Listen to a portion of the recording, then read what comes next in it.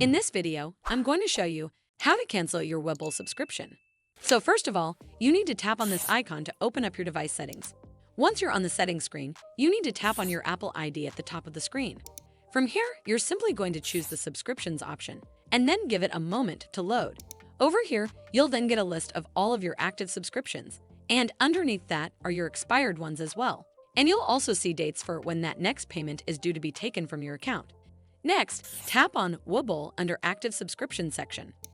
And then in here, you'll have the option to cancel subscription at the bottom of the screen. Simply tap on it, and a pop-up will come up that reads Confirm Cancellation. Then hit Confirm, and you'll not be charged anymore. And the great thing is, you can carry on using the app until the subscription date was originally due. Also, deleting the Webull app or your Webull account will not cancel your subscription, and subscriptions renew automatically unless you cancel your subscription manually on your own. Well, that's all for this video. I hope you found this video helpful, and if you did, make sure you give it a thumbs up to see more videos like this, and don't forget to hit that subscribe button. We'll see you in the next one.